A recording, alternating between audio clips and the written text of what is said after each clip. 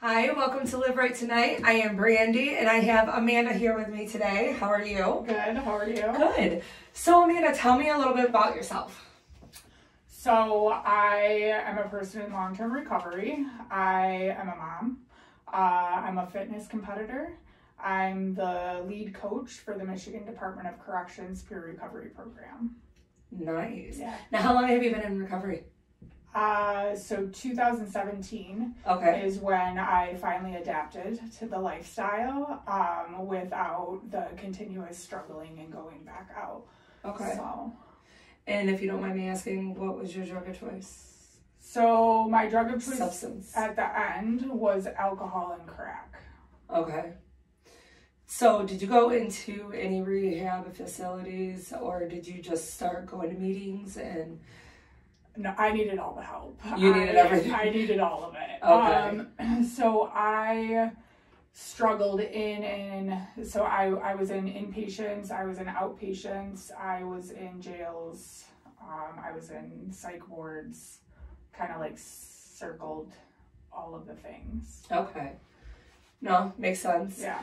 Now, how did you get into the Michigan Corrections? Right? Yeah. I know, it's wild. I love it though, Yeah, because it's because cool. honestly, to get into that, for someone like yourself, to get into something like that, it's actually refreshing because you can actually relate to some of these people that you're talking to. You know what I mean? And they need more of that. People that are in long-term recovery and that are willing to want to do stuff like that. So tell me, how did you do it?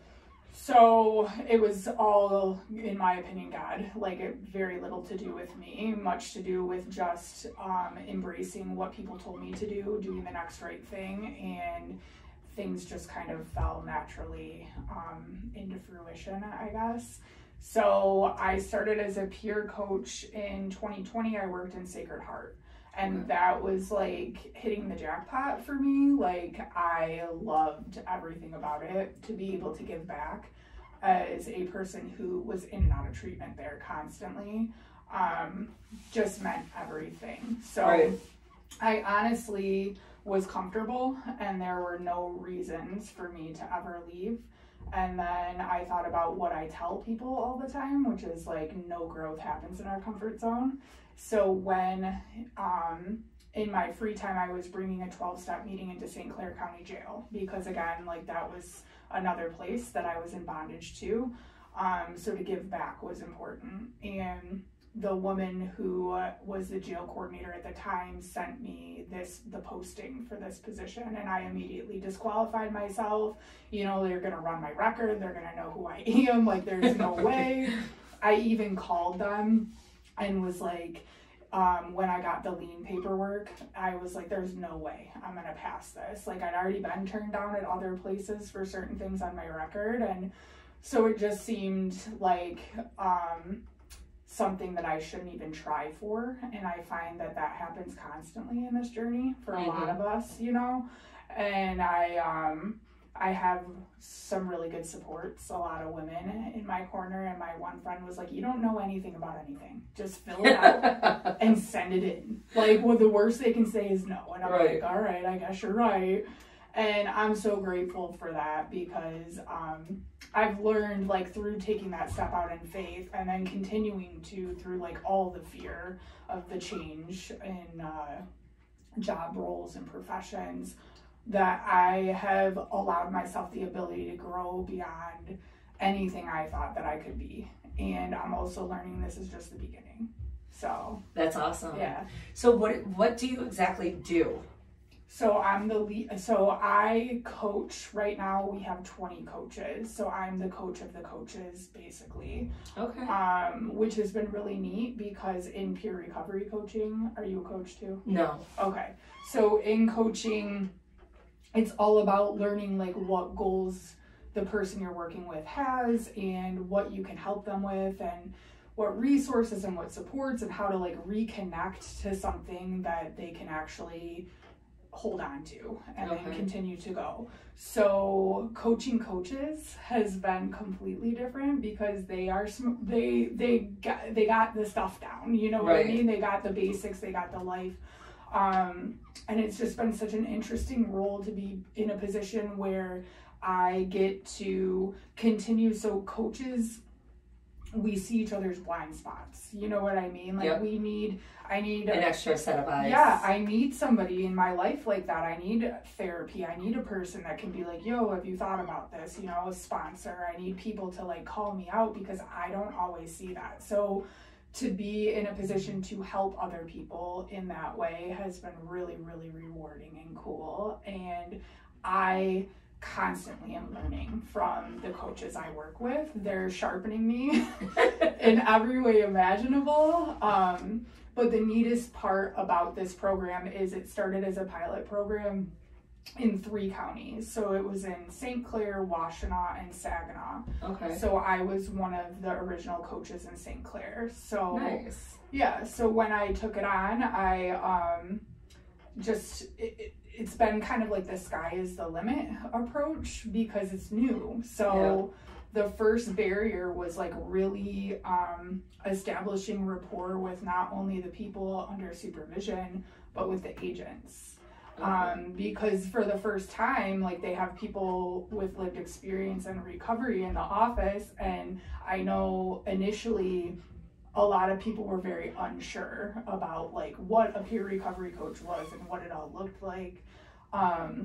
But quickly, like, the agents became like our biggest advocates and supporters, and they'd be like, you need to go talk to the peer coach and whatever. And they just helped us, really, like, they helped catapult us closer to the people we were working with. And so eventually we were able to show a lot of the people that the agents like want to help you. So it like this cool like full circle moment happened where a lot of the agents are finally like able to really help, which is what most of them have wanted to do in these roles, instead of having people be fearful, thinking they're going back to jail, thinking if they're honest, you know. And so it was just all in all like an amazing experience. And I realized that there needed to be peer support in the jail. That was where I fell through the cracks multiple times, and I think that's what happens to a lot of people. You leave in St. Clair County, you leave with your plastic bag. You do the walk down the road, you know, and zero plan afterwards, and we know usually how that ends up. So I advocated to get in there. We started peer-led groups. We started working with people, getting them set up with aftercare and housing and anything possible. So that's kind of become a staple in our program. A lot of the other counties have adapted to that too, which has been really neat. That's awesome. Yeah. So we are currently hiring in Macomb County right now. And we're looking for 2 great candidates to start implementing some of the same things that other counties have. The really neat thing about our program is each county has done things a little bit different. So we all follow our like procedures and policies of what our program is, but there's just a lot of creative freedom. So, you know, some people teach peer-led groups at night, some people go into the jail, some people go into like the transitional homes. It's just been a really brand new thing of figuring out how to better support a large population of people who sometimes get out and have no hands to reach to. So, and we're all on fire for it, you know, and like just to be used for this today is such an honor. And I think our whole team feels that way. So that's awesome. Yeah, we rev each other up. That's awesome. Yeah. That's really cool. Because I know, like, you know, I do all these podcasts, and I like to find out where people are at now in their recovery and what they do now. And I've had the privilege to speak to a lot of people that actually have became much more than what they ever thought they would be. Yeah.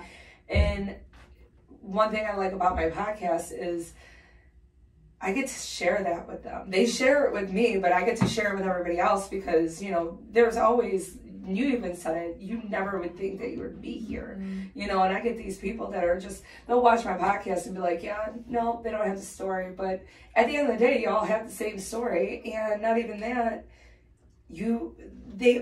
everybody feels the same way. You feel like you can't achieve nothing. Yep. Well, guess what? I know. Guess what? There's so many people, I've had so many people, I'm just like, wow.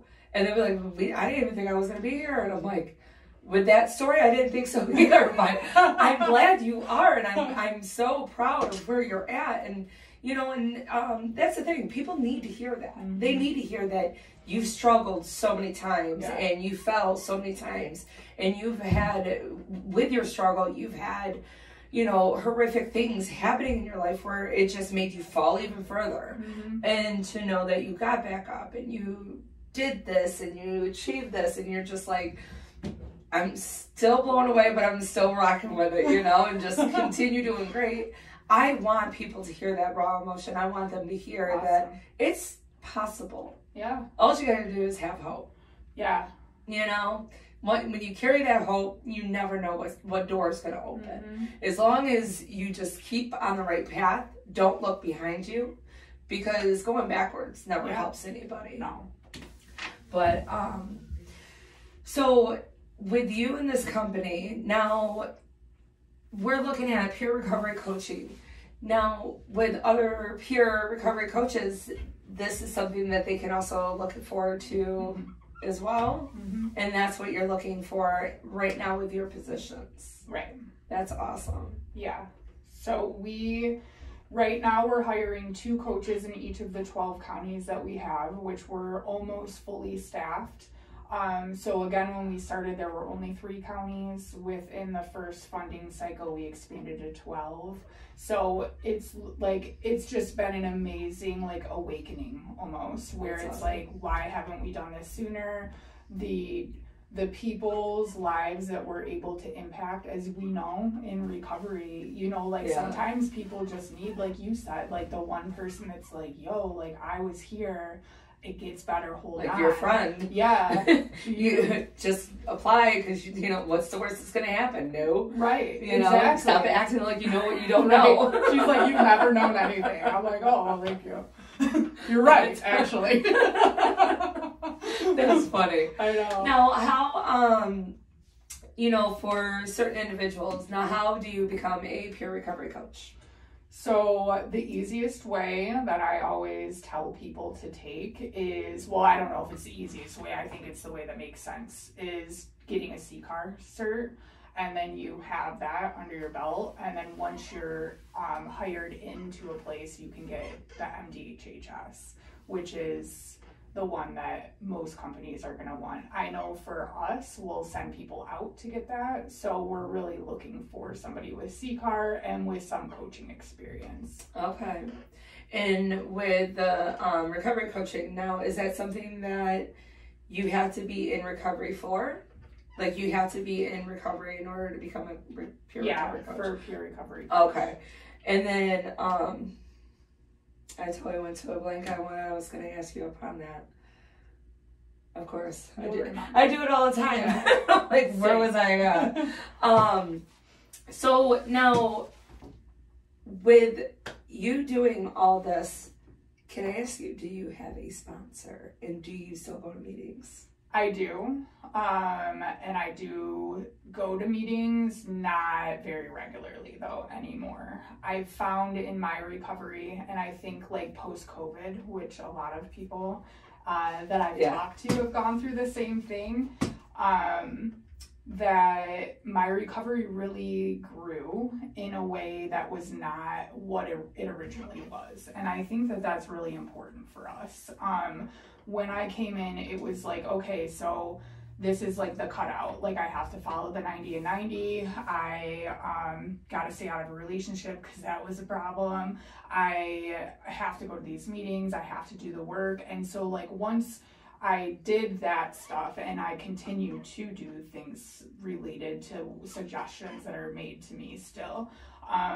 But I found that I was at a place of needing to evolve more. So I really explored what that looked like. And so the really neat thing about recovery is the multiple pathways of finding recovery. And I think as the years go by, I like each year has brought up new challenges or new ways that I need support still, but in a different way. So through COVID, my spirituality became a lot more important. Being involved in church became more important for me. So I'm continuing to look for support, and I'm continuing to evolve. It's not 12-step based as much as it once was. I do think that that's an important journey, though, for all of us. Right. And you still do have your sponsor as well? I do have a sponsor, yes. Okay. Because some people, they just like, you know, that's one thing I've heard with multiple people is when they get to where they're at, then they just get focused on that, and they surround themselves with their job and lose focus of what you still need. Oh, yeah. You know, you still need that person in your ear like, hey, you know, reaching out, making sure you're good. And then, you know, you go into church, that's, you know, in my eyes, that's no different than a meeting. Right. You know, because all in all, you're there for a certain reason, you know, and you can get a lot out of going to church, you know. I know I do. It's just like sometimes I get surprised where I just listening to what they're saying and I just break down in tears. I'm like, what just happened? You know, and you know, and it's just like listening to somebody else talking about you, just like in a meeting, you know. Yeah. You're listening to somebody else telling your story, and it's like, damn, like I thought I was alone. Yeah. You know, something like that. But yeah, no, that's awesome. And I won't take any more of your time, but I just want to say I do appreciate you coming in, talking with me, talking with the viewers, letting them know that, you know, everybody falls. Doesn't matter how many times you fall, just get back up. And there's possibilities. You know, even if they don't have the hope, there's someone out here. You know, we're out here, and we will give you that hope until you find it yourself. Yeah. You know, and to know that things are possible, and it's not, you know, you don't have to just get stuck and sucked back into the life that you are living, because that's another thing I've been hearing is just like when people get clean, they go back to the surroundings, you know, like back into the restaurant fields and stuff like that. And it's like, you know, me knowing a lot of addicts are in that field because they don't see the greener side that, hey, clean it up and you can actually become better than what you actually know that you are.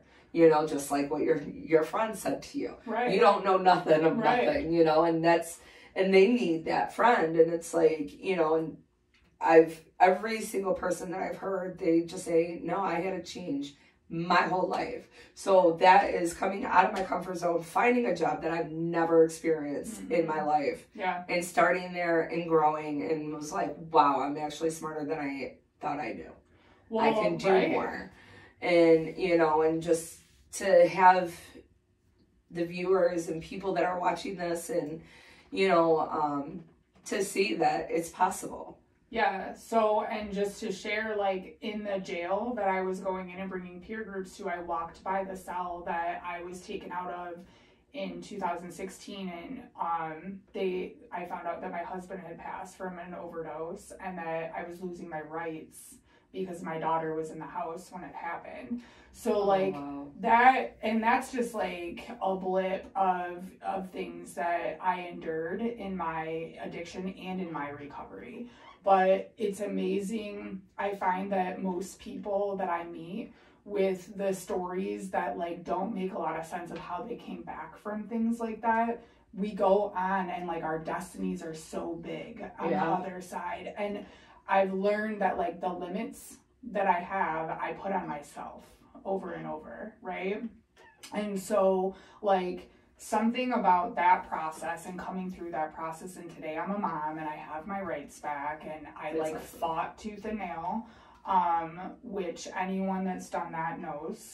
And then like dealing with grief in recovery is like a whole thing that I wasn't ready to do, and then, you know, that didn't wind up well. So it's just like through failing and through being like brave enough to fail, I learned to get up over and over again. And that's really like a needed message for most people, right? Is like, it's okay to try and fail, but like, give it all you got. And like my friend said, like, the worst that can happen is like no, or it's not now, you know. Right. But don't allow yourself to like just put those limits of like where you're not gonna go or who you won't be, or like I just graduated from school and I was like the oldest person in my class, and that's okay. You know what I mean? Like I went and I did it anyways, and it's just been like recovery has taught me like I can walk through fear and be okay even if it doesn't turn out how I think it's going to. Right. You know, and like any area that I've ever just felt completely in bondage to, I try to figure out today.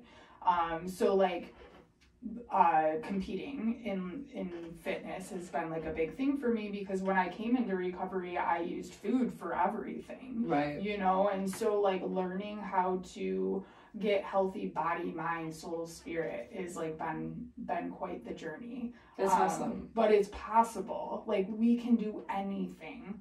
I think the fear sometimes is like, how big could we really be? Yeah. Like, that could be scary too, right? We're our own worst enemy. Yeah, literally. Absolutely. Everybody else can see so much more than what we see, because we look in the mirror like, oh my God, you can't do it. You know? Right. And that's, you know, having that sponsor and having good, healthy friendships to give you the advice. Like, you don't know nothing, so shut up and do it. Right. You know? Like, you don't know where you're going to be at. Just do it and see what happens. Right. You know? But to always know it's okay to fail as long as you get back up. Yeah, for sure. Mm-hmm. And there, I think like Mike Tyson or somebody, it's like not about how many times you get hit, but how many times you get back up from it. Yep. And that has been just important in the journey for me, is to just, I was okay with not trying at anything and just coasting, you know what I mean? Like, I'm like, well, this is comfortable and I'll be cool just like doing this. Yep. But I've learned that by just stepping outside of my comfort zone, like everything we want is on that other side always. And we don't always know what it's going to look like. And that can be very fearful, but it's also very exciting. Yeah, because then you turn around and you won't believe the things that you achieved. Right. Thinking that you won't even, you know, that you're going to fail at it, but yet you succeeded. Yeah. More than what you actually thought, and you know, and you'll be like, damn, all right. What's the next uncomfortable thing? Let's try it out. I know. You know, why not? It becomes more, you know, that's your new addiction. It's like, all right, this is going to be really uncomfortable. Let's see. Let's see how it goes. Get in there. Right. But it is support too. Yes. You know, like we need mentors, coaches, sponsors. Women in recovery has been big for me. I have like a tribe that I lean on for everything. And without that, I would not be here without any of those people today, point blank, you know. And like, I think just like being open-minded enough to be able to take the feedback sometimes, even if it's a little rude. Not what you want to hear. Right. But like, we need that stuff. Yes. And that's the amazing part to me about coaching, is to be a person who has been coached many times in my own life and still today, you know, and to be able to do that for anyone else is like such an honor, because again, like in that jail cell back in 2016, like I really thought that the best possibility for me was just to like off myself and take the weight off of everybody else, because I was the problem and I was inflicting all this pain and like, you know. And I'm just grateful that the mindsets that we have sometimes during those seasons are just that. It's just like a seasonal thing. Yep. And without the people that surrounded me through that, there's just no way I would have ever made it. So I'm extremely grateful for friends that call me out and tell me about myself and you know, any kind of support. Right. And I do think, like you mentioned, like that's key in the journey of recovery is to not get to a place where I'm an island and like no one tells me anything. I'd be in trouble there. Right. Literally. Yeah, for sure. Yeah. I think anybody would. For sure. But again, I appreciate I appreciate you coming out here and taking your time doing this podcast with me, telling your stories, telling us where you're at today, knowing that it's possible. Anything's possible when you get really uncomfortable out of your comfort zone. You never know what this world is going to bring. Yes. You know, every day is a different day, and I want to say thank you for struggling and getting back up and never stop. Thank you. That's amazing, because we need people like you, you know, and we need more people like you to go through what they've gone through and get back up and become a better person than what they are, you know? And, I just, you know, again, thank you for coming. Yeah, thank you for having me. And then with everybody else, I hope you enjoyed our conversation and have a blessed day. Bye.